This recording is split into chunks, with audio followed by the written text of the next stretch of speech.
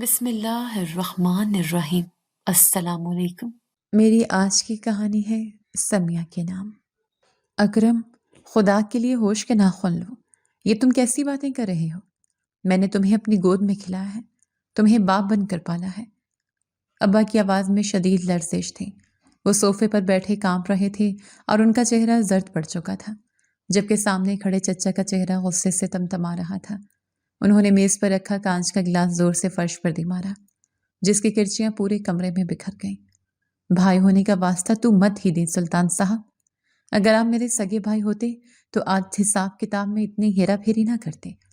میں سب جانتا ہوں کہ دکان کے منافع میں آپ مجھے دھوکہ دے رہے ہیں۔ میں اب وہ بچہ نہیں ہوں جس کے ہاتھ میں آپ ٹافی تھما کر بہلا دیں گے۔ مجھے میرا پورا حصہ چاہیے، اور وہ بھی ابھی اسی وقت۔ چچا کی دھاڑ سے گھر کی دیواریں ہلتی ہوئی محسوس ہو رہی تھیں۔ ابا نے بے یقینی سے اپنے چھوٹے بھائی کی طرف دیکھا، جس کی پرورش انہوں نے اپنی خواہشات کا گلا گھونٹ کر کی تھی۔ اکرم، تم مجھ پر چوری کا الزام لگا رہے ہو، اس بھائی پر جس نے تمہاری شادی کے لیے اپنی بیوی کا زیور تک بیچ دیا تھا۔ ابا کی آنکھوں سے آنسو بہہ نکلے تھے، مگر چچا پر ان آنسوؤں کا کوئی اثر نہیں ہوا۔ وہ مزید آگے بڑھے اور انگلی اٹھا کر نفرت سے بولے، یہ پرانے قصے مجھے مت سنائے۔ بھابھی کا زیور بیچا تھا تو دکان سے کمایا بھی تو بہت ہے۔ اب مجھے یہ جذباتی ڈرامے نہیں چاہیے۔ مجھے دکان کی کاغذات اور نقد رقم میرے نام چاہیے، ورنہ اس گھر کا سکون میں برباد کر دوں گا۔ یہ کہہ کر چچا پیر پٹکتے ہوئے کمرے سے باہر نکل گئے، اور ابا وہیں صوفے پر ڈھہر سے گئے، جیسے ان کے جسم سے جان نکل گئی ہو۔ یہ وہ لمحہ تھا جہاں سے ہماری بربادی کا آغاز ہوا۔ میرا نام سمیہ ہے، اور میں ایک ایسے گھرانے کی چشم و چراغ ہوں جہاں رشتوں کا مان اور بزرگوں کا ادب سب سے مقدم سمجھا جاتا تھا، یا شاید یہ صرف میرے ابا کی خوش فہمی تھی۔ ہم 2 بہن بھائی تھے، میں بڑی تھی اور مجھ سے پوری 10 برس چھوٹا میرا بھائی احسن تھا، جو بہت منتوں اور مرادوں کے بعد میرے ماں باپ کو ملا تھا۔ ہمارے گھر کا ماحول بہت سادہ اور پرسکون تھا۔ میرے ابا کا نام سلطان تھا، اور وہ اپنے نام کی طرح دل کے بھی بادشاہ تھے۔ وہ اپنے بہن بھائیوں میں سب سے بڑے تھے۔ دادا کے انتقال کے بعد انہوں نے ہی گھر کی تمام ذمہ داریاں اپنے کاندھوں پر اٹھا لی تھیں۔ میرے ابا ایک انتہائی نرم دل انسان تھے۔ انہوں نے اپنی جوانی اور خواہشات سب کچھ اپنے چھوٹے بہن بھائیوں یعنی میرے چچا اکرم اور پھپھو شازیہ پر وار دیا تھا۔ میں نے بچپن سے دیکھا تھا کہ ابا اپنی قمیض سلوائیں یا نہ سلوائیں، مگر عید پر چچا اور پھپھو کے کپڑے سب سے قیمتی ہوتے تھے۔ انہوں نے محنت مزدوری کی، اپنا پیٹ کاٹا، اور اس بات کو یقینی بنایا کہ ان کے بہن بھائیوں کو باپ کی کمی محسوس نہ ہو۔ انہوں نے دھوم دھام سے پھپھو کی شادی کی اور انہیں ڈھیر و جہیز دے کر رخصت کیا۔ پھر چچا اکرم کی شادی بھی اپنی پسند سے کروائی، مگر افسوس کہ نیکی کا بدلہ نیکی کی بجائے شر کی صورت میں ملا۔ شادی کے کچھ عرصے بعد چچا کے تیور بدل گئے۔ چچی نے آتے ہی گھر میں اپنی حکمرانی چلانے کی کوشش کی اور چچا کو ابا کے خلاف کرنا شروع کر دیا۔ چچا شادی کے بعد الگ ہو گئے اور انہوں نے اپنا چولہا الگ کر لیا، جبکہ پھپھو تو شادی کے بعد ایسی بدلی تھی کہ انہوں نے کبھی پلٹ کر ابا کا حال تک نہ پوچھا تھا۔ وہ صرف تب آتی تھی جب انہیں پیسوں کی ضرورت ہوتی۔ دادا نے مرنے سے پہلے جائیداد کی تقسیم کچھ یوں کی تھی کہ کپڑے کی ایک بڑی دکان ابا کے حصے میں آئی تھی، اور باقی 2 چھوٹی دکانیں تھیں جن میں سے ایک چچا کے نام اور ایک دادا نے پھپھو کے نام کر دی تھی۔ باقی رہائشی گھر میں سے پھپھو اپنا حصہ نقدی کی صورت میں لے چکی تھی، جبکہ چچا اور ابا کا گھر الگ الگ بنا تھا، لیکن دیوار سانجی تھی، یعنی دونوں گھر ساتھ ساتھ جڑے ہوئے تھے۔ ہم اپنی زندگی میں بہت خوش اور مطمئن تھے، کیونکہ ابا کی محنت رنگ لائی تھی۔ چچا کے الگ ہونے کے بعد ابا نے دن رات ایک کر دیا تھا۔ اللہ نے ان کے کاروبار میں اتنی برکت ڈالی کہ انہوں نے اپنی دکان کے ساتھ والی دکان بھی خرید لی تھی اور کاروبار کو وسیع کر لیا تھا۔ ابا کا خواب تھا کہ وہ ہم دونوں بہن بھائیوں کو اعلیٰ تعلیم دلوائیں اور ہمیں کسی قابل بنا دیں۔ میں اس وقت 9th کلاس کی اسٹوڈنٹ تھی، اور ابا اکثر رات کے کھانے پر اماں سے کہتے، بیگم دیکھنا، میری سمیہ ایک دن ہمارا نام روشن کرے گی۔ میں اپنی بیٹی کو ڈاکٹر بناؤں گا، چاہے مجھے اپنی جان ہی کیوں نہ لڑنی پڑے۔ اماں مسکرا دیتی اور کہتی، اللہ آپ کا سایہ ہمارے سر پر قائم رکھے سلطان صاحب، آپ ہیں تو سب ممکن ہے۔ لیکن ہماری یہ خوشیاں اپنوں کی نظر میں کھٹکنے لگی تھیں۔ چچا اکرم کا معاملہ بالکل الٹ تھا۔ وہ شروع سے ہی محنت سے جی چراتے تھے۔ دکان پر بیٹھنے کی بجائے وہ آوارہ گردی میں وقت ضائع کرتے اور رفتہ رفتہ وہ کچھ ایسے غلط دوستوں کی صحبت میں بیٹھنے لگے جن کا نام سن کر ہی شریف لوگ راستہ بدل لیتے ہیں۔ محلے میں اکثر چہم گوئیاں ہوتی تھیں کہ اکرم رات گئے تک مشکوک لوگوں کے ساتھ بیٹھتا ہے اور کچھ ایسے کاموں میں ملوث ہے جو قانونی اور اخلاقی طور پر جرم ہے، مگر ابا ان باتوں کو حسد کہہ کر رد کر دیتے۔ چچا کی آنکھوں میں اکثر عجیب سی وحشت ہوتی تھی۔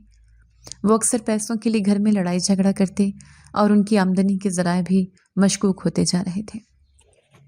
جب وہ اپنی دکان سے ہونے والا نقصان پورا نہ کر پاتے تو ابا کے پاس آ جاتے اور ابا بھائی کی محبت میں انہیں کبھی خالی ہاتھ نہیں لوٹاتے تھے۔ چچی بھی اکثر ہماری چھت پر سے جھانک کر ہمارے صحن میں دیکھتی رہتی کہ آج ہمارے گھر کیا نیا آیا ہے۔ ان کی نظروں میں ایک عجیب سی جلن ہوتی تھی جو مجھے اکثر خوف زدہ کر دیتی تھی۔ پھر وہ منحوس دن آیا جس نے ہماری زندگی کا رخ موڑ دیا۔ میں اسکول سے واپس آئی تو گھر میں عجیب سا تناؤ تھا۔ اماں کچن میں خاموشی سے کام کر رہی تھیں اور ان کی آنکھیں سوجی ہوئی تھیں جیسے وہ روئی ہوں۔ میں نے وجہ پوچھنی چاہی تو انہوں نے بات ٹال دی، لیکن شام کو جب ابا دکان سے واپس آئے تو ان کے چہرے پر ہوائیاں اڑ رہی تھیں۔ ابھی ابا نے پانی کا گلاس بھی ہاتھ میں لیا تھا کہ باہر دروازے پر زور زور سے دستک ہوئی۔ دستک کیا تھی؟ جیسے کوئی دروازہ توڑنے کی کوشش کر رہا ہو۔ میں نے دروازہ کھولا تو سامنے چچا کھڑے تھے۔ ان کی حالت غیر تھی اور آنکھیں سرخ انگارہ ہو رہی تھیں جیسے وہ کسی شدید نشے یا غصے کی کیفیت میں ہوں۔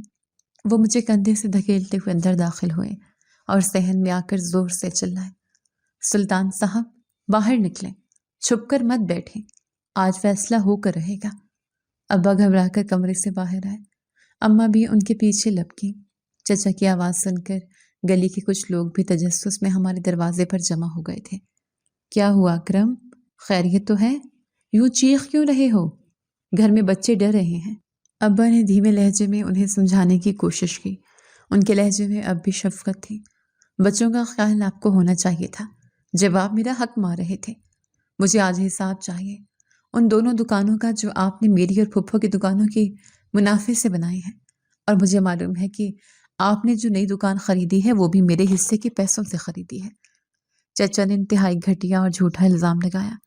ابا ہکا بکا رہ گئے۔ ان کے وہم و گمان میں بھی نہ تھا کہ اکرم اتنا گر سکتا ہے۔ یہ تم کیا کہہ رہے ہو اکرم؟ ہوش میں تو ہو؟ وہ دکانیں میں نے اپنے خون پسینے کی کمائی سے خریدی ہیں۔ تم تو اپنی دکان پر دھیان بھی نہیں دیتے تھے۔ میں نے تمہاری دکان کا بھی سارا انتظام سنبھالا ہوا تھا تاکہ تمہارا گھر چلتا رہے، اور تم الٹا مجھ پر چوری کا الزام لگا رہے ہو۔ ابا نے صفائی پیش کی مگر چچا سننے کے موڈ میں نہیں تھے۔ ان پر دولت کی ہوس سوار تھی۔ بس مجھے یہ کہانیاں مت سنائیں، مجھے اب سب سمجھ آ گیا ہے۔ آپ چاہتے ہیں کہ میں ہمیشہ آپ کا محتاج رہوں۔ آپ نے جان بوجھ کر مجھے کاروبار سے دور رکھا تاکہ ساری دولت آپ سمیٹ سکیں۔ میں آج اپنا حصہ لے کر رہوں گا، اور اگر آپ نے سیدھے طریقے سے نہیں دیا تو میں عدالت جاؤں گا۔ میں پورے شہر میں آپ کو بدنام کر دوں گا۔ چچا نے ابا کو وہ باتیں سنائیں جن کے وہ ہرگز حقدار نہیں تھے۔ انہوں نے ابا کی ساری زندگی کی قربانیوں کو مٹی میں ملا دیا تھا۔ وہ شخص جس نے بھائی کو پاؤں میں کھڑا کرنے کے لیے اپنی جوانی گلا دی، آج وہی بھائی اسے چور کہہ رہا تھا۔ ابا کا چہرہ زرد پڑ گیا تھا۔ وہ دیوار کا سہارا لے کر کھڑے تھے۔ ان کا سانس پھول رہا تھا۔ نکل جاؤ میرے گھر سے، ابا نے پہلی بار اتنی سختی سے کہا۔ ان کی آواز میں شدید کرب تھا۔ اگر تمہیں لگتا ہے کہ میں نے تمہارا حق مارا ہے تو جاؤ، جو کرنا ہے کر لو۔ میرا ضمیر مطمئن ہے۔ میں نے تمہارے لیے اپنی پوری زندگی لگا دی، تمہیں پال پوس کر بڑا کیا، تمہاری شادیاں کی، اور اب تم میرے ساتھ یہ کر رہے ہو۔ جاؤ اکرم، اللہ تمہیں ہدایت دے۔ ابا کی آواز بھر آ گئی تھی اور وہ وہیں صحن میں کھڑے پھوٹ پھوٹ کر رو پڑے۔ چچا جاتے جاتے دھمکی دے گئی کہ وہ وکیل اور پولیس کے ساتھ آئیں گے اور اپنا حق چھین کر لیں گے۔ چچا کے جانے کے بعد گھر میں موت کا سا سناٹا چھا گیا۔ ہم سب ابا کے گرد بیٹھے انہیں دلاسا دے رہے تھے۔ اماں ابا کی پیر دبا رہی تھیں اور میں ان کے سر میں تیل لگا رہی تھی۔ میرا چھوٹا بھائی احسن سہم کر کونے میں بیٹھا رو رہا تھا۔ ابا بار بار ایک ہی بات دہرا رہے تھے۔ ان کی نظریں خلا میں گھو رہی تھیں۔ میں نے کہاں کمی چھوڑ دی سمیہ کی ماں؟ میں نے تو کبھی اپنے بچوں اور اکرم میں فرق نہیں سمجھا۔ پھر اس نے میرے دل پر اتنا گہرا وار کیوں کیا؟ کیا میری تربیت میں کوئی کھوٹ تھا؟ اماں روتے ہوئے بولی، ان کی آواز سسکیوں میں دب گئی تھی۔ آپ دل چھوٹا نہ کریں، یہ دنیا ایسی ہی ہے، اللہ سب دیکھ رہا ہے، آپ کی نیکی رائے گا نہیں جائے گی، آپ آرام کریں، صبح بات کریں گے۔ لیکن ابا کے دل پر نہ جانے کتنا بوجھ تھا، وہ صدمہ ان کی برداشت سے باہر تھا۔ اچانک ابا نے بائیں بازو اور سینے پر ہاتھ رکھا اور ان کا چہرہ درد سے مسخ ہونے لگا۔ سمیہ، پانی۔ ابا کے منہ سے بمشکل یہ الفاظ نکلے، آواز لڑکھڑا رہی تھی۔ میں بھاگ کر پانی لائی مگر ابا گلاس نہ پکڑ سکے، ان کا ہاتھ بری طرح کانپ رہا تھا۔ گلاس ان کے ہاتھ سے چھوٹ کر زمین پر گرا اور پانی کے ساتھ ساتھ ہماری امیدیں بھی بکھر گئیں۔ ابا کیا ہوا ہے آپ کو؟ بولے کچھ، میں چیخی۔ اماں نے گھبرا کر ابا کو سنبھالا، لیکن ابا کا چہرہ ایک طرف کو ٹیڑھا ہو رہا تھا، ان کی آنکھیں پتھرا گئی تھیں اور منہ سے ہلکی ہلکی جھاگ اور آل ٹپکنے لگی تھی۔ وہ کچھ کہنا چاہ رہے تھے مگر الفاظ ان کے منہ سے نہیں نکل رہے تھے، صرف ایک عجیب سی خر خر کی آواز آ رہی تھی۔ اماں، ابا کو کیا ہو گیا ہے؟ یہ بول کیوں نہیں رہے؟ احسن بھی روتا ہوا قریب آ گیا اور ابا کی ٹانگوں سے لپٹ گیا۔ جلدی کرو سمیہ، پڑوسیوں کو بلاؤ، لگتا ہے ان کا بی پی شوٹ کر گیا ہے، فالج کا اثر لگ رہا ہے۔ اماں کے ہاتھ پاؤں پھول گئے تھے، ان کا رنگ سفید پڑ چکا تھا۔ میں ننگے پاؤں گلی میں بھاگی اور پڑوسیوں کی مدد سے رکشہ منگوایا۔ ہم ابا کو لے کر سرکاری ہسپتال بھاگے کیونکہ پرائیویٹ ہسپتال کا خرچہ اٹھانے کی ہمت اس وقت ہم میں نہیں تھی۔ ڈاکٹر نے معائنہ کرنے کے بعد جو بتایا اس نے ہمارے پیروں تلے سے زمین نکال دی۔ شدید ذہنی دباؤ اور صدمے کی وجہ سے ان کا بلڈ پریشر خطرناک حد تک بڑھ گیا تھا، جس کی وجہ سے دماغ کی شریان پھٹ گئی تھی۔ ابا کو فالج کا شدید اٹیک ہوا تھا، ان کا دایاں حصہ پوری طرح مفلوج ہو چکا تھا اور ان کی بولنے کی صلاحیت بھی ختم ہو گئی تھی۔ ڈاکٹر نے سنجیدگی سے کہا، اگلے 24 گھنٹے بہت اہم ہیں، دعا کریں وہ سروائیو کر جائے۔ میں آئی سی یو کے شیشے سے ابا کو دیکھ رہی تھی جو کل تک ایک تناور درخت کی طرح ہمارے سر پر سایہ فگن تھے اور آج بے جان لاش کی طرح بستر پر پڑے تھے۔ مشینوں کی آوازیں میرے کانوں میں ہتھوڑے کی طرح لگ رہی تھیں۔ یہ سب چچا کی وجہ سے ہوا تھا، ان کی تلخ باتوں اور لالچ نے میرے ابا کو جیتی جاگتی لاش بنا دیا تھا۔ ابا کی کھلی ہوئی بے نور آنکھیں چھت کو تک رہی تھیں اور میں سوچ رہی تھی کہ کیا خون اتنا سفید بھی ہو سکتا ہے۔ مجھے نہیں معلوم تھا کہ یہ تو بس شروعات ہے، ابھی تو ہمیں مزید برے حالات کا سامنا کرنا تھا، ابھی تو چچا کے مظالم کا سلسلہ شروع ہونا تھا۔ ہسپتال کے سفید بستر اور دوائیوں کی بو سے نکل کر جب ہم ابا کو گھر لائے تو وہ انسان نہیں رہے تھے جو چند روز پہلے اپنے پیروں پر چل کر گئے تھے۔ وہ ایک اسٹریچر پر تھے، بے جان، ساکت اور خاموش۔ ابا کا فالج صرف ان کے جسم پر نہیں گرا تھا بلکہ اس نے ہمارے پورے گھرانے کو مفلوج کر دیا تھا۔ گھر کی وہ رونق جو ابا کی بلند آواز اور کہکوں سے قائم تھی اب ایک گہری اور خوفناک خاموشی میں بدل چکی تھی، جس میں صرف ابا کی بھاری سانسوں کی آواز سنائی دیتی تھی۔ اماں نے ابا کو بستر پر لٹایا تو ان کی آنکھوں سے آنسو جاری تھے مگر وہ ہونٹ بھینچے ضبط کر رہی تھی۔ احسن ابا کے پیروں کے پاس بیٹھ کر انہیں ٹکٹکی باندھ کر دیکھ رہا تھا۔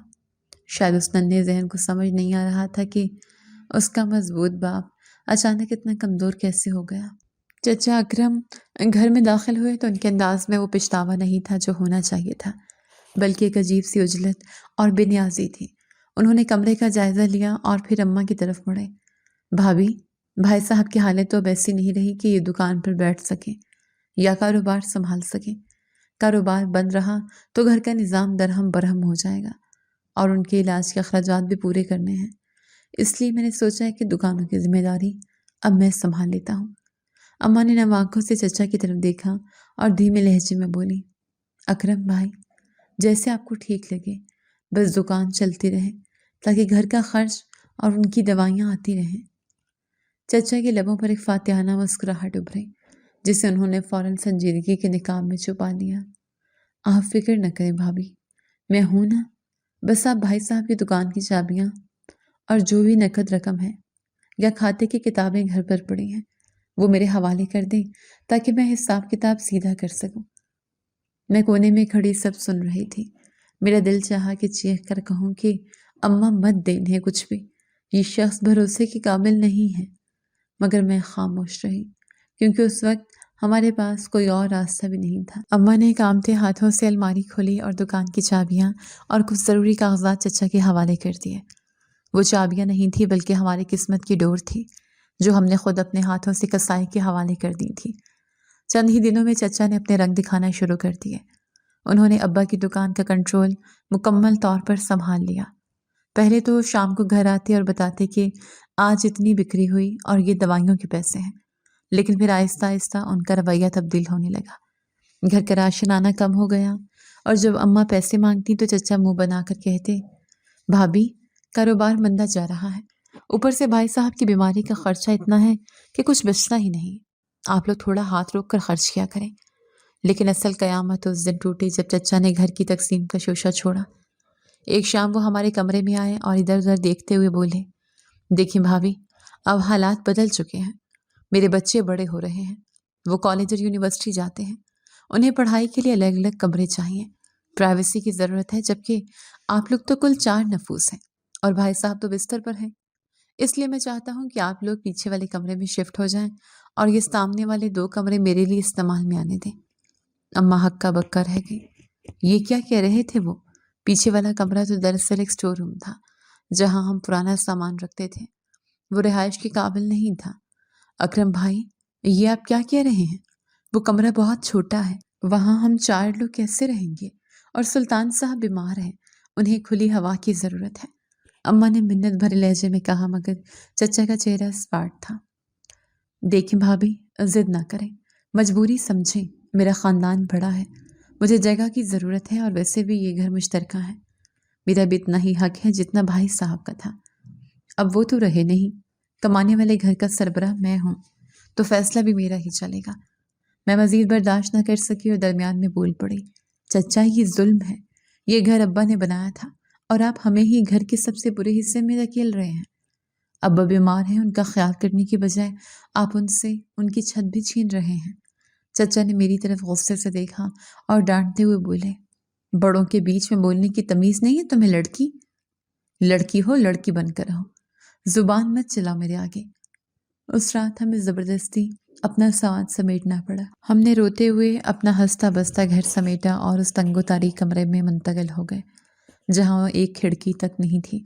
अब्बा को स्ट्रेचर पर डालकर वहां लाया गया तो उनकी आंखों में कैसी बेबसी थी कि मेरा कलेजा फट गया। चचा ने हमारे घर का बड़ा हिस्सा अपने घर में मिला लिया। दीवार तोड़वा दी गई और हमारा वजूद सिमट कर सिर्फ एक कमरे तक रह गया। अब हमारे बुरे दिन बाकायदा शुरू हो चुके थे। चचा ने अब्बा की दोनों दुकानों पर कब्जा कर लिया था और हमें ये तसल्ली देते रहे कि कारोबार चलता रहेगा, बस आप लोग भाई साहब का इलाज करवाएं। लेकिन हकीकत ये थी कि चचा हमें एक फूटी कोड़ी भी नहीं देते थे। अम्मा जब भी पैसों का तकाजा करती, चचा कोई ना कोई बहाना बना देते। कभी कहते कि माल उधार पर है, पैसे नहीं आए, कभी कहते कि बिजली का बिल ज्यादा आ गया है। हम दाने दाने को मोहताज हो गए। उधर फुप्पो शाजिया का किरदार भी किसी से कम न था। वो जो अब्बा की बीमारी का सुनकर एक बार फिर अयादत के लिए नहीं आई थी, अब हर महीने बाकायदगी से घर के चक्कर लगाने लगी थी। लेकिन वो हमारे उस तंग कमरे में अब्बा को देखने नहीं आती थी, बल्कि सीधा चचा के पास जाती थी। मैंने कई बार खिड़की की जाली से देखा कि फुप्पो चचा के सामने सेहन में बैठी हंसकर बात ही करती थी। वो चचा से उन दुकानों के किराए और मुनाफा के पैसे वसूल करने आती थी जिनमें दादा ने उन्हें हिस्सा दिया था। एक दिन मैं हिम्मत करके उनके पास गई जब वो सेहन में बैठी चाय पी रही थी और चचा उनके सामने नोट गिन रहे थे। फुप्पो, अब्बा की तबीयत बहुत ख़राब है, डॉक्टर ने महंगी दवाइयाँ लिखी हैं, हमारे पास पैसे नहीं हैं, आप तो अब्बा की सगी बहन हैं, कुछ मदद कर दें। फुप्पो ने हकारत से मेरी तरफ देखा और चाय का घूंट भरते हुए बोली, समिया बेटे, मेरे अपने खर्चे बहुत हैं, मेरे शौहर की तनख्वाह में गुजारा मुश्किल से होता है और ये जो पैसे मैं ले रही हूँ ये मेरा हक है, मेरे बाप की जायदाद का हिस्सा है, मैं भीख थोड़ी मांग रही हूँ। तुम लोग अपने चचा से कहो, वो कारोबार संभाल रहे हैं। चचा ने फौरन लुकमा दिया। मैं क्या करूँ शाजिया, दुकान चल ही नहीं रही, मैं तो अपनी जेब से लगाकर दुकान चला रहा हूँ ताकि भाई साहब की साख खराब ना हो। ये लोग तो बस हर वक्त पैसे पैसे करते रहते हैं। फूफू पैसे लेकर चली जाती और चचा से इस बात का पक्का वादा करती कि उन दुकानों में से उन्हें बाकायदगी से हिस्सा मिलता रहेगा, चाहे हम भूखे मर जाएं। उन्हें कोई परवाह नहीं थी। अब्बा की हालत दिन ब दिन बिगड़ती जा रही थी। वो जो कभी शेर की तरह दहाड़ते थे, اب بستر پر پڑے چھت کو تکتے رہتے۔ ابا اکثر آسمان کی طرف کچھ دیکھنے کی کوشش کرتے۔ ان کی نظریں خلا میں کسی نادیدہ نقطے پر جمی رہتی۔ وہ کچھ بولنا چاہتے تھے، ہونٹ ہلتے مگر آواز سانس چھوڑ چکی تھی۔ ان کی اس کوشش میں ان کے منہ سے لال ٹپکنے لگتی جو ان کی سفید داڑھی کو بھگو دیتی۔ میں دوپٹے سے ان کا منہ صاف کرتی تو ان کی آنکھوں میں شرمندگی کے سائے لہراتے۔ وہ اپنی ہی بیٹی کے سامنے اپنی اس حالت پر شرمندہ تھے۔ مجھے اپنے باپ پر بہت ترس آتا تھا اور ساتھ ہی چچا پر شدید غصہ۔ بابا کی یہ خاموشی اور کمزوری ان کے اپنے بہن بھائیوں کے لیے سب سے بڑا ہتھیار بن گئی تھی۔ وہ جانتے تھے کہ اب سلطان صاحب کچھ بول نہیں سکتے، کوئی اعتراض نہیں کر سکتے، اسی لیے وہ شیر مادر سمجھ کر ان کا حق کھا رہے تھے۔ اماں سلائی کڑھائی کر کے تھوڑے بہت پیسے کماتی تھیں جن سے بمشکل ابا کی دوائیاں آتی تھیں۔ کھانے کے لالے پڑے ہوتے، اکثر ہم بہن بھائی روٹی کے بغیر سو جاتے، لیکن اماں ابا کے لیے سوپ یا دلیا ضرور بناتی۔ میں اماں سے لڑتی اور کہتی، اماں چچا ہمارے ساتھ ایسا کیوں کر رہے ہیں؟ ہم پولیس کے پاس کیوں نہیں جاتے؟ یہ سب ہمارا ہے، ابا نے بنایا ہے۔ اماں میرے منہ پر ہاتھ رکھ دیتی اور خوفزدہ لہجے میں بولتی، چپ کر جا سمیہ، تیرا چچا بہت طاقتور ہو گیا ہے، اس کے تعلقات خراب لوگوں سے ہیں۔ اگر ہم نے پولیس کا نام بھی لیا تو وہ ہمیں اس سے کمرے سے بھی نکال دے گا، پھر ہم تیرے بیمار باپ کو لے کر کہاں جائیں گے؟ سڑکوں پر رل جائیں گے۔ میں نے اماں کو اپنی بچپن سے ہی سیدھی سادی خاتون پایا تھا۔ وہ کسی کی بات میں نہیں بولتی تھی، شاید اسی شرافت کا سب فائدہ اٹھا رہے تھے، لیکن میرے اندر کا لاوا پک رہا تھا۔ مجھے غصہ آتا تھا اپنے باپ کی یہ حالت دیکھ کر کہ جنہوں نے ان لوگوں کے لیے کیا کچھ نہیں کیا اور آج وہ انہی کے ٹکڑوں پر پلنے والے سانپ بن گئے ہیں۔ احسن اسکول سے واپس آتا تو خاموشی سے ایک کونے میں بیٹھ جاتا۔ اسے اپنی فیس کے لیے تقاضے سننے پڑتے تھے۔ ایک دن وہ روتا ہوا آیا اور بولا، باجی سر نے کہا ہے کہ اگر کل فیس نہ لایا تو اسکول سے نام کاٹ دیں گے۔ چچا کے پاس جاؤ، وہ دکان چلاتے ہیں۔ میں نے احسن کے ہاتھ پکڑا اور ہم چچا کی دکان پر گئے۔ وہاں چچا گدی پر بیٹھے حقہ پی رہے تھے اور ان کے پاس چند مشکوک حلیے والے لوگ بیٹھے کہہ کے لگا رہے تھے۔ مجھے دیکھ کر ان کے ماتھے پر بل پڑ گئے۔ یہاں کیا لینے آئی ہو؟ دکان پر عورتوں کا کیا کام؟ چچا نے سخت لہجے میں پوچھا۔ چچا احسن کی اسکول کی فیس دینی ہے، نام کٹ جائے گا اس کا، برائے مہربانی دکان کے گلے سے ہی دے دے، یہ ابا کی دکان ہے۔ میں نے ہمت کر کے کہا، ابا کی دکان تھی، اب میں چلاتا ہوں، یہاں کوئی خیرات نہیں بٹ رہی، جاؤ بھاگو یہاں سے، میرے پاس پھوٹی کوڑی نہیں ہے۔ چچا نے سب کے سامنے مجھے جھڑک دیا۔ ان کے دوستوں نے طنز مسکراہٹ کے ساتھ ہمیں دیکھا۔ مجھے اپنی تذلیل محسوس ہوئی۔ میں احسن کا ہاتھ پکڑ کر وہاں سے بھاگی اور گھر آ کر بہت روئی۔ اب ابا کے علاج کے لیے بھی پیسے نہیں رہے تھے کیونکہ کاروبار سب کچھ چچا کے ہاتھ میں چلا گیا تھا۔ ڈاکٹر نے کہا تھا کہ اگر باقاعدگی سے فزیوتھراپی اور اچھی خوراک ملے تو ابا بہتر ہو سکتے ہیں، مگر ہمارے پاس 2 وقت کی روٹی کے پیسے نہیں تھے، علاج کہاں سے کرواتے؟ راتوں کو اٹھ اٹھ کر میں اللہ سے دعائیں کرتی، لیکن شاید ہماری آزمائش ابھی ختم نہیں ہوئی تھی۔ ابھی تو صبر کا مزید امتحان باقی تھا۔ ابھی تو ہمیں ان اندھیروں میں مزید بھٹکنا تھا جہاں روشنی کی کوئی کرن دکھائی نہیں دے رہی تھی۔ ابا کی آنکھیں سوال کرتی تھیں کہ میرے بھائی کہاں ہیں، میری بہن کہاں ہے، اور ہمارے پاس سوائے جھوٹی تسلیوں کے کچھ نہیں ہوتا تھا۔ یہ بے بسی موت سے بدتر تھی۔ ابا کی بیماری نے ہمارے گھر کی دیواروں کو بھی جیسے سوگوار کر دیا تھا۔ وہ کمرہ جس میں ہم سب سمٹے ہوئے تھے اب ایک ہسپتال کے وارڈ اور قید خانے کا ملغوبہ بن چکا تھا۔ ابا سارا دن بستر پر لیٹے رہتے، ان کی نظریں چھت پر ٹکی رہتی اور پھر کبھی کبھار وہ کھڑکی سے نظر آنے والے آسمان کے چھوٹے سے ٹکڑے کو دیکھنے کی کوشش کرتے۔ ان کی ان بے نور آنکھوں میں ہزاروں سوال ہوتے تھے، ہزاروں شکوے ہوتے تھے جو کبھی ان کی زبان پر نہیں آتے تھے۔ جب وہ کچھ کہنے کے لیے منہ کھولتے تو ان کی زبان ان کا ساتھ چھوڑ دیتی۔ الفاظ کی جگہ صرف ایک بے معنی سی آواز نکلتی اور منہ کے ایک کونے سے رال ٹپکنے لگتی۔ میں جلدی سے اپنا دوپٹہ آگے کر کے ان کا منہ صاف کرتی تو ان کی آنکھوں میں نمی تیرنے لگتی۔ اس وقت مجھے اپنے باپ پر بہت ترس آتا تھا اور ساتھ ہی اپنی بے بسی پر شدید غصہ بھی۔ یہ وہ شخص تھا جس کی گرجدار آواز سے پورا گھر گونجتا تھا، جس کے فیصلے پتھر پر لکیر ہوتے تھے، اور آج وہی شخص ایک ایک لفظ کے لیے، ایک ایک لقمے کے لیے دوسروں کا محتاج تھا۔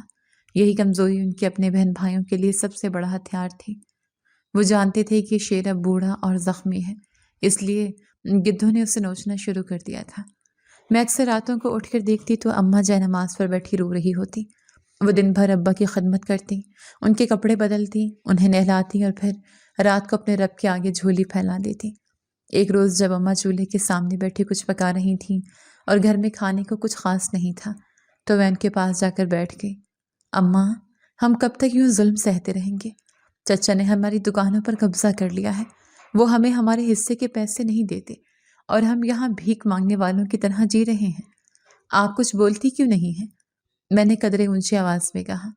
میرے لہجے میں شکایت تھی۔ اماں نے چولہے کی آگ کو پھونک ماری اور راکھ اڑ کر ان کے چہرے پر گرے۔ انہوں نے دوپٹے سے چہرہ صاف کیا اور تھکی ہوئی آواز میں بولی، بیٹی، میں کیا بولوں؟ میں نے تیری دادی کے مرنے کے بعد اس گھر کو جوڑ کر رکھا تھا۔ میں نہیں چاہتی کہ خاندان کی بات باہر نکلے۔ تیرے چچا کے پاس طاقت ہے، پیسہ ہے، اور ہمارے پاس کیا ہے؟ صرف یہ بیمار باپ اور تم معصوم بچے۔ اگر میں نے زیادہ شور مچایا تو وہ ہمیں اس سر چھپانے کی جگہ سے بھی محروم کر دے گا۔ میں نے اماں کو اپنے بچپن سے ہی سیدھی سادی خاتون پایا تھا۔ وہ کسی کی بات میں نہیں بولتی تھی، شاید اسی شرافت اور خاموشی کا سب فائدہ اٹھا رہے تھے، لیکن مجھے غصہ آتا تھا، میرا خون کھولتا تھا اپنے باپ کی یہ حالت دیکھ کر۔ میں سوچتی تھی کہ اگر میں لڑکا ہوتی تو آج چچا کا گریبان پکڑ کر اپنا حق لے لیتی، مگر میں ایک نہیتی لڑکی تھی جو صرف آنسو بہا سکتی تھی۔ دن اسی طرح رینگ رینگ کر گزر رہے تھے کہ ایک رات قیامت بن کر ٹوٹ پڑے۔ رات کا پچھلا پہر تھا، سب سو رہے تھے کہ اچانک ابا کے گلے سے عجیب سی خرخراہٹ کی آواز آنے لگی۔ میری آنکھ کھل گئی۔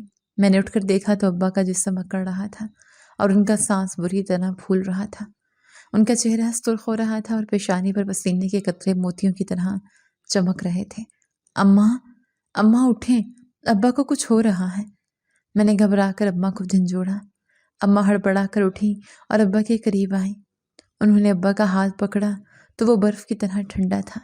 یا اللہ خیر، لگتا ہے دوبارہ اٹیک ہوا ہے، ان کا بی پی چیک کر جلدی۔ اماں نے کانپتے ہاتھوں سے بی پی آپریٹس نکالا جو ہم نے ادھار مانگ کر رکھا ہوا تھا۔ جو میں نے پٹی ابا کے بازو پر باندھی اور میٹر کی سوئی دیکھی تو میرے پیروں تلے سے زمین نکل گئی۔ ابا کا بی پی 220 تک پہنچ چکا تھا، جو کہ جان لیوا حد تھی۔ ابا کا جسم جھٹکے لے رہا تھا، ان کی آنکھیں اوپر کو چڑھ رہی تھیں۔ سمیہ جلدی کرو، انہیں ہسپتال لے جانا پڑے گا ورنہ یہ نہیں بچیں گے۔ اماں کی آواز میں موت کا خوف تھا۔ لیکن اماں، ہمارے پاس تو کرائے کے پیسے بھی نہیں ہیں، اور رکشہ کیسے منگوائیں گے؟ اور ہسپتال میں داخل کروانے کے لیے بھی پیسے چاہیے ہوں گے۔ میں رو پڑی۔ میری جیب خالی تھی اور گھر میں 1 روپیہ نہیں تھا۔ جاؤ اپنے چچا کو اٹھاؤ، کہو بھائی کی جان جا رہی ہے، خدا کے لیے گاڑی نکالیں یا پیسے دیں، جاؤ بھاگو۔ اماں نے مجھے دھکا دیا۔ میں ننگے پاؤں صحن میں بھاگی۔ سردی کی رات تھی اور فرش ٹھنڈا تھا، مگر مجھے کچھ ہوش نہیں تھا۔ میں نے دیوار کے اس پار والے حصے کا رخ کیا جو کبھی ہمارا ہوا کرتا تھا اور اب چچا کا تھا۔ میں نے ان کے دروازے کو زور زور سے پیٹنا شروع کر دیا۔ چچا، چچا دروازہ کھولیں، خدا کے لیے دروازہ کھولیں۔ میری آواز رات کے سناٹے میں گونج رہی تھی۔ کچھ دیر بعد اندر سے قدموں کی آہٹ سنائی دی اور پھر کنڈی کھلنے کی آواز آئی۔ دروازہ کھلا تو سامنے چچی کھڑی تھی۔ ان کے چہرے پر نیند کا غلبہ اور شدید ناگواری تھی۔ انہوں نے مجھے اوپر سے نیچے تک دیکھا اور ماتھے پر بل ڈال کر بولی، کیا قیامت آ گئی ہے سمیہ؟ اس وقت جو یوں چوروں کی طرح دروازہ پیٹ رہی ہو، تمہیں وقت کا کچھ احساس نہیں ہے؟ میں نے ہاتھ جوڑ دیے۔ میرے آنسو میرے گالوں پر بہہ رہے تھے۔ چچی، چچا کو جگا دے، ابا کی طبیعت بہت خراب ہے، انہیں دوبارہ اٹیک ہوا ہے، ان کا بی پی بہت ہائی ہے، ہمیں انہیں ہسپتال لے جانا ہے۔ چچی نے حقارت سے منہ بنایا اور دروازے کے بیچ میں کھڑی ہو گئی تاکہ میں اندر نہ آ سکوں۔ اوفو، تیرے ابا کے تو روز کے ڈرامے ہیں، ہر دوسرے دن طبیعت خراب ہو جاتی ہے۔ اب میں کیا کروں؟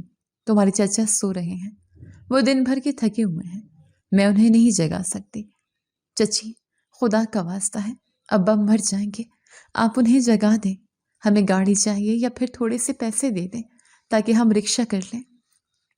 میں ان کے پیروں میں گرنے والی تھی کہ تبھی پیچھے سے چچا کی آواز آئی، کون ہے شازیہ؟ کیا شور مچا رکھا ہے رات کی اس پہر؟ چچا اپنی آنکھیں ملتے ہوئے باہر آئے۔ مجھے دیکھ کر ان کا چہرہ سخت ہو گیا۔ پھر آ گئی ہو تم؟ کیا مسئلہ ہے اب؟ میں لپک کر چچا کے قریب گئی اور روتے ہوئے بولی، چچا، ابا کی حالت بہت خراب ہے، انہیں ہسپتال لے جانا ہے، ڈاکٹر نے کہا تھا دوسرا اٹیک جان لیوا ہو سکتا ہے، اگر آپ گاڑی نہیں نکال سکتے تو تھوڑے پیسے دے دیں تاکہ میں انہیں ہسپتال لے جا سکوں۔ میں وعدہ کرتی ہوں، میں محنت مزدوری کر کے آپ کو پیسے واپس کر دوں گی۔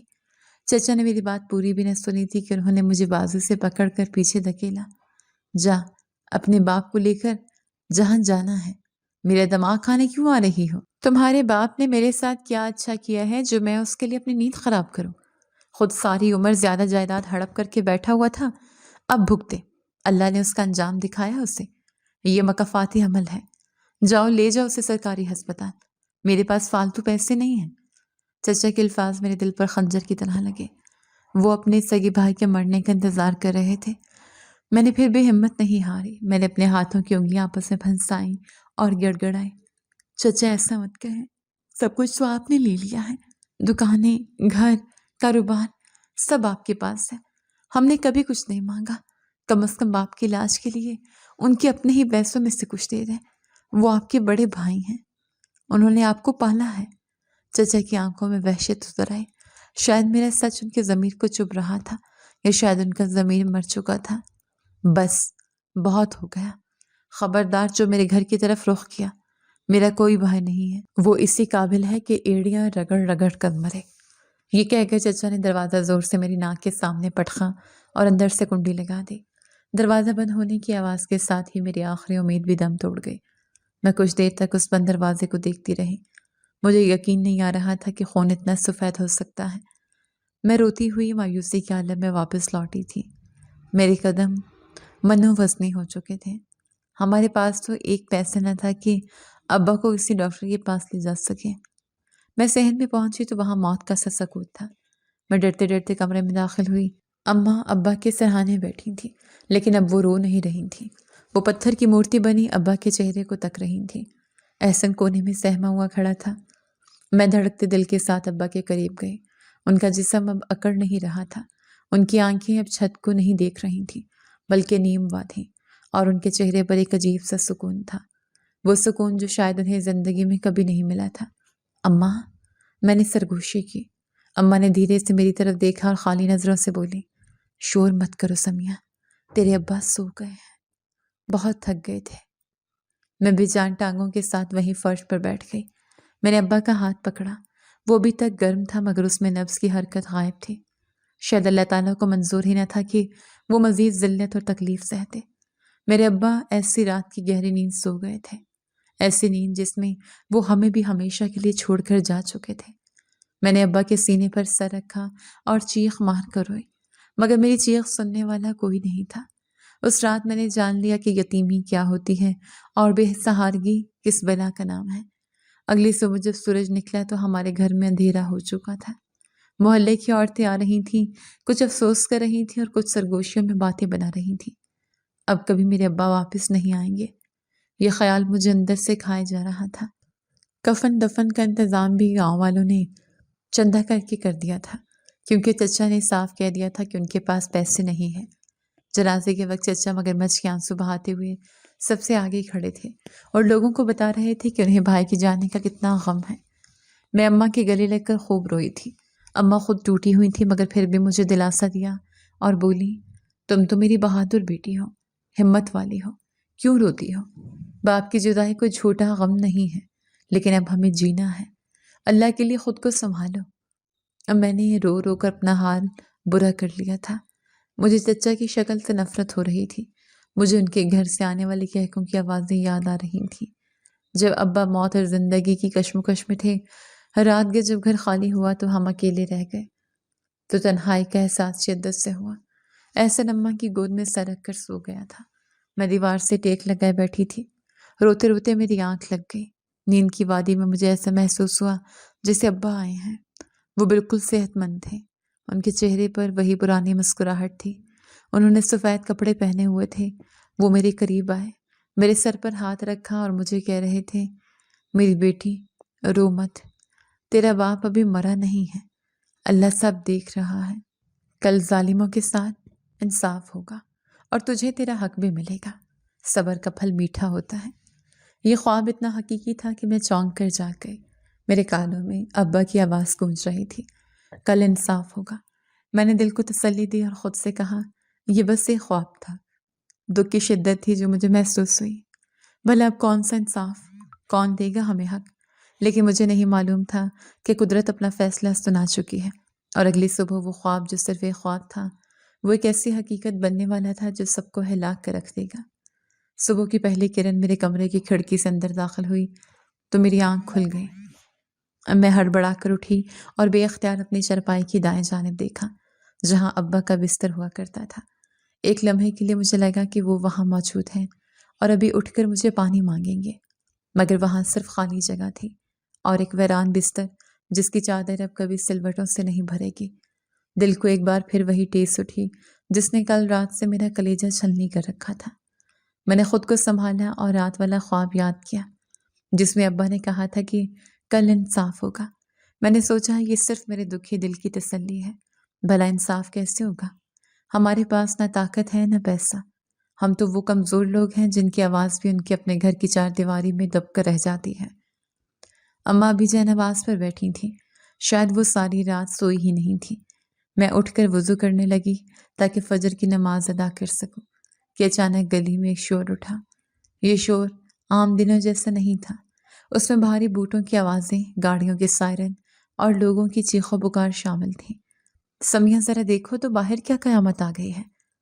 اماں نے گھبرا کر کہا اور تسبیح وہیں چھوڑ کر کھڑی ہو گئی۔ میں دوڑتی ہوئی صحن میں آئی اور دروازے کی در سے باہر جھانکا۔ جو منظر میں نے دیکھا اس نے میرے پیروں تلے سے زمین نکال دی۔ ہمارے گھر کے باہر پولیس کی 2 موبائل گاڑیاں کھڑی تھیں اور نیلے یونیفارم میں ملبوس کئی پولیس والے چچا اکرم کے دروازے کو پیٹ رہے تھے۔ محلے کے لوگ گھروں سے باہر نکل آئے تھے اور چہمہ گوئیاں کر رہے تھے۔ اکرم باہر نکلو شرافت سے، ورنہ دروازہ توڑنا پڑے گا، ایک انسپیکٹر نے گرجدار آواز میں کہا۔ کچھ ہی دیر میں چچا کا دروازہ کھلا اور وہ بنیان پہنے بدحواس حالت میں باہر آئے۔ ان کے چہرے پر ہوائیاں اڑ رہی تھیں۔ وہ چچا جو کل تک فرعون بنے بیٹھے تھے آج بھیگی بلی کی طرح کانپ رہے تھے۔ صاحب کیا ہوا ہے؟ آپ لوگ میرے گھر پہ چھاپا کیوں مار رہے ہیں؟ میں عزت دار آدمی ہوں، چچا نے لرزتی آواز میں پوچھا۔ عزت دار؟ تم جیسے لوگ شرافت کا لبادہ اوڑھ کر معاشرے کی جڑیں کھوکھلی کرتے ہو۔ تمہارے خلاف اینٹی کرپشن ڈپارٹمنٹ میں پکی ثبوتوں کے ساتھ رپورٹ درج ہوئی ہے۔ تم نے سرکاری ٹھیکوں میں گھپلا کیا ہے اور اپنی دکان کی آڑ میں غیر قانونی سمگلنگ کا مال بیچتے ہو۔ ہمارے پاس وارنٹ ہے، پکڑو اسے۔ انسپیکٹر نے اشارہ کیا اور 2 سپاہیوں نے آگے بڑھ کر چچا کی کلائیوں میں ہتھکڑیاں ڈال دی۔ وہ لوہے کی ہتھکڑیاں چچا کے ہاتھوں میں پڑتے ہی ان کی ساری اکڑ خاک میں مل گئی۔ نہیں صاحب، یہ جھوٹ ہے، میں نے کچھ نہیں کیا، یہ میرے دشمنوں کی سازش ہے۔ سلطان بھائی بچاؤ مجھے، چچا نے بے اختیار ابا کا نام پکارا۔ شاید مصیبت کی گھڑی میں انہیں وہی بڑا بھائی یاد آیا جسے انہوں نے کل رات مرنے کے لیے چھوڑ دیا تھا، مگر افسوس اب سلطان بھائی وہاں نہیں تھے۔ وہاں صرف ان کی یتیم بیٹی کھڑی تھی جو یہ تماشا دیکھ رہی تھی۔ گلی کے لوگ باتیں بنا رہے تھے، دیکھا یتیم کا مال کھانے کا انجام، اللہ کی لاٹھی بے آواز ہوتی ہے، کل ہی تو اس کا بھائی مرا ہے اور آج دیکھو کیسا عذاب نازل ہوا ہے۔ ابھی چچا پولیس والوں کی منتیں کر ہی رہے تھے کہ اچانک گھر کے اندر سے چچی کی فلک شگاف چیخ سنائی دی۔ یہ چیخ اتنی دردناک تھی کہ پولیس والے بھی ایک لمحے کے لیے رک گئے۔ ہائے میرا بیٹا، کوئی بچاؤ، کوئی بچاؤ میرے بچے کو، اکرم دوڑو، فاہد مر رہا ہے۔ چچی ننگے پاؤں باہر کی طرف بھاگی، ان کے بال بکھرے ہوئے تھے اور وہ اپنے سینے پیٹ رہی تھیں۔ پولیس والے اور چچا اندر کی طرف بھاگے۔ میں اور اماں بھی انسانی ہمدردی کے ناطے رہ نہ سکیں اور ہم بھی پیچھے پیچھے ان کے صحن میں داخل ہو گئے۔ اندر کا منظر دل دہلا دینے والا تھا۔ چچا کا چھوٹا بیٹا فاہد جو میرا کزن تھا اور ابھی جوانی کی دہلیز پر تھا، زمین پر لوٹ پوٹ ہو رہا تھا۔ اس کے منہ سے سفید جھاگ اور خون ملا ہوا پانی نکل رہا تھا اور وہ پیٹ پکڑ کر چیخ رہا تھا۔ اسے کیا ہوا؟ انسپیکٹر نے حیرت سے پوچھا۔ صاحب، یہ کل رات دوستوں کے ساتھ پارٹی میں گیا تھا، وہاں اس نے شراب پی لی تھی، وہ زہریلی شراب تھی۔ رات سے اس کی طبیعت خراب تھی، مگر ہم سمجھے معمولی بات ہے، اب اس کے گردے کام چھوڑ رہے ہیں، چچی نے روتے ہوئے بتایا۔ ان کا بیٹا ان کی آنکھوں کے سامنے تڑپ رہا تھا۔ چچا جو بھی اپنی گرفتاری پر پریشان تھے، بیٹے کی حالت دیکھ کر وہی زمین پر بیٹھ گئے۔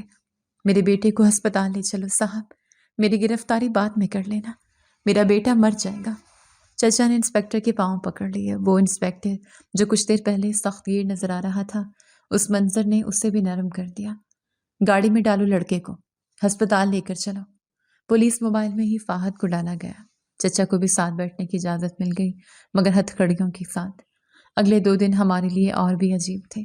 چچا حوالات میں تھے، لیکن بیٹے کی تشویشناک حالت کی وجہ سے انہیں عارضی پیرول پر ہسپتال میں رہنے کی اجازت ملی تھی۔ ڈاکٹر نے جواب دے دیا تھا۔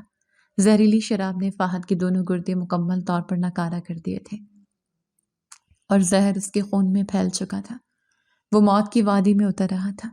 تیسرے دن شام کے وقت ہمارے دروازے پر دستک ہوئی۔ میں نے دروازہ کھولا تو سامنے چچی کھڑی تھی اور ان کے ساتھ چچا بھی تھے، جنہیں پولیس والا تھوڑے فاصلے پر کھڑا دیکھ رہا تھا۔ چچا کا وہ روب اور وہ دبدبہ ختم ہو چکا تھا۔ وہ کئی سال بوڑھے لگ رہے تھے۔ ان کی آنکھیں سوجی ہوئی تھیں اور کمر جھک گئی تھی۔ سمیہ بیٹی، چچا نے مجھے دیکھتے ہی ہاتھ جوڑ دیے۔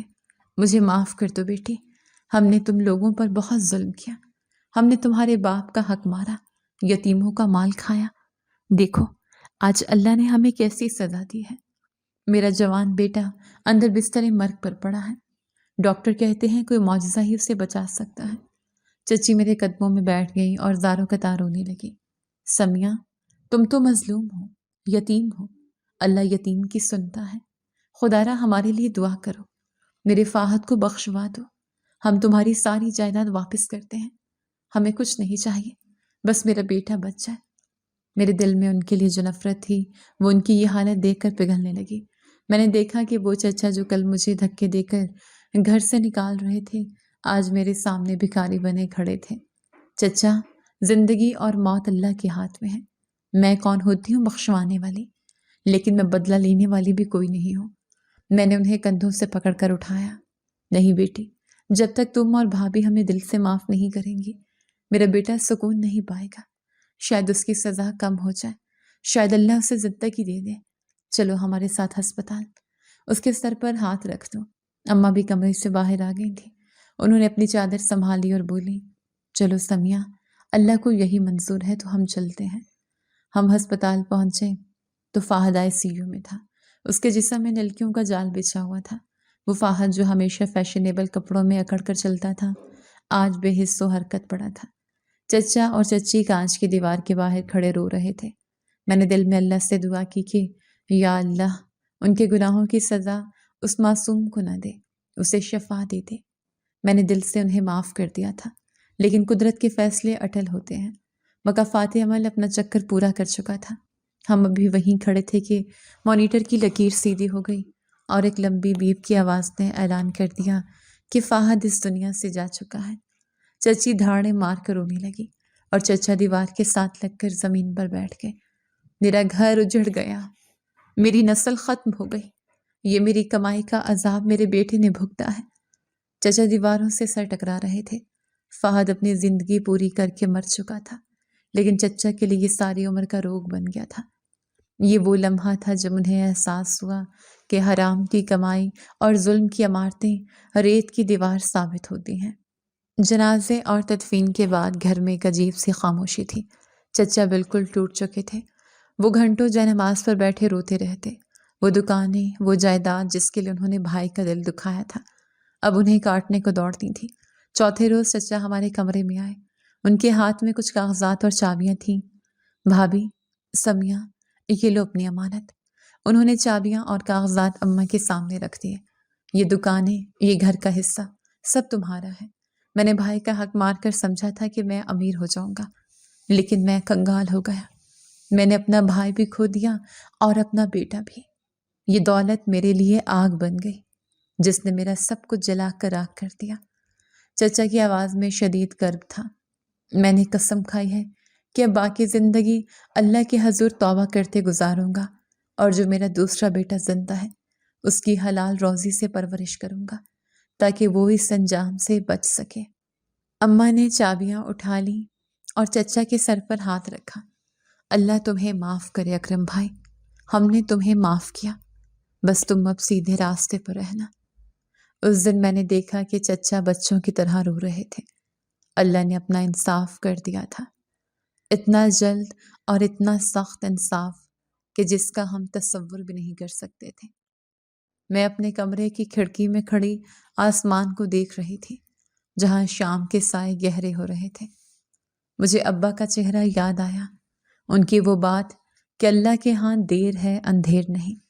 میں نے کبھی نہیں سوچا تھا کہ میں کسی چیز کا بدلہ لوں گی۔ میں تو ایک کمزور لڑکی تھی، لیکن میرے اللہ نے میرا مقدمہ خود لڑا تھا۔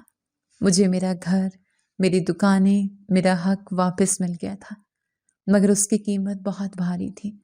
میں نے ہاتھ اٹھا کر اپنے مرحوم ابا کے لیے دعا کی اور پھر چچا اور ان کے زندہ بچ جانے والے بیٹے کے لیے بھی دعا کی کہ اللہ ان کا یہ سہارا ہمیشہ بنائے رکھے اور انہیں ہدایت دے۔ دل سے سارا بوجھ اتر چکا تھا۔ نفرت کی جگہ اب صرف شکر اور عبرت نے لے لی تھی۔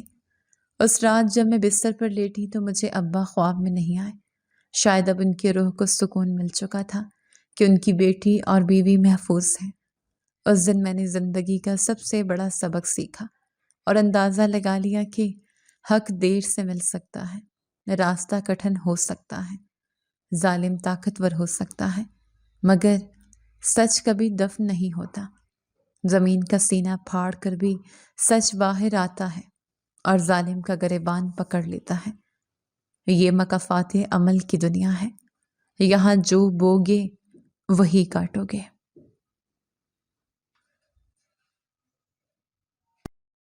جی تو دوستو، کیسی لگی آپ کو ہماری آج کی کہانی؟ اپنی رائے کا اظہار ہمارے کمنٹس باکس میں ضرور کیجیے گا، اور اگر آپ کو ہماری ویڈیو پسند آئی ہے تو کر لیجیے ہمارے چینل کو سبسکرائب، ویڈیو کو لائک اور بیل آئیکن لازمی پریس کر لیجیے تاکہ ہر نئی آنے والی ویڈیو کا نوٹیفیکیشن آپ کو بر وقت موصول ہو سکے۔ ملتے ہیں ایسی ہی ایک سبق آموز کہانی کے ساتھ، تب تک کے لیے اللہ نگہبان۔